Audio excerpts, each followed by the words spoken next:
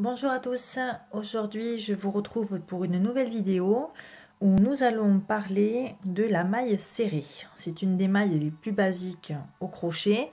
Elle est notamment utilisée dans la réalisation des petites peluches, les amigurumi. Donc pour cela, on va commencer par se dérouler un peu de fil.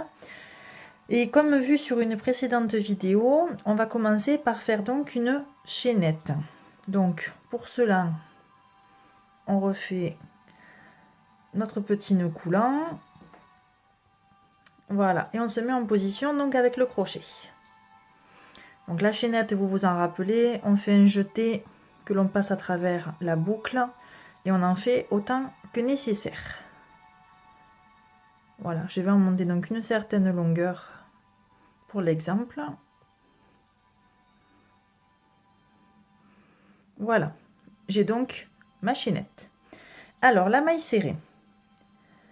Déjà, quand vous réalisez donc votre chaînette, une fois que vous avez le nombre voulu de mailles, donc les petits V qui sont apparents ici, vous pensez en rajouter une supplémentaire qui vous permettra donc de rattraper, si vous voulez, la première maille serrée. Voilà, ça fait la même hauteur. Donc, la voici réalisée. Je vais donc maintenant piquer non pas dans la 1, mais dans la 2. Donc, pour ça, je pique mon crochet à travers la boucle, comme ceci. Je vais encore faire un jeté. Je passe donc le crochet sous le fil.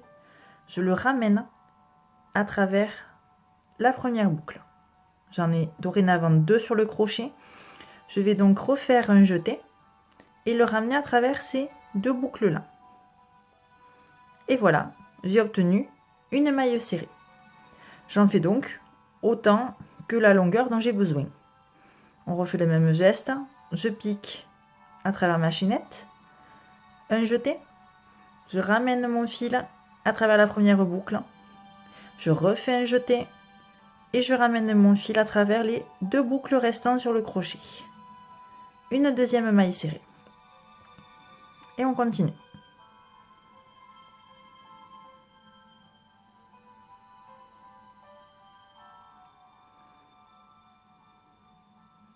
Voilà, je vais en faire un petit peu plus.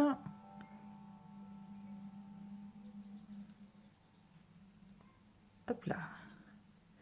Voilà. J'ai donc ici des mailles serrées. C'est donc ce qu'il y a de plus facile pour vous entraîner, pour débuter au crochet. C'est vraiment une des choses les plus simples. Il ne faut pas avoir peur de vous lancer. Entraînez-vous à bien avoir surtout une bonne tension donc de votre fil. C'est surtout ce qui est important afin d'avoir quelque chose qui soit beau et régulier. Vous allez voir après dans d'autres travaux, la régularité au niveau de la tension est vraiment importante parce que malheureusement sinon nous avons des points soit gros, soit petits, qui ne sont pas tous les mêmes sur la longueur de notre travail et malheureusement ça peut un peu gâcher le résultat. Donc voilà, j'espère que cette vidéo vous a plu et je vous retrouve pour une prochaine où nous allons parler de la demi-bride. À très bientôt, des bisous.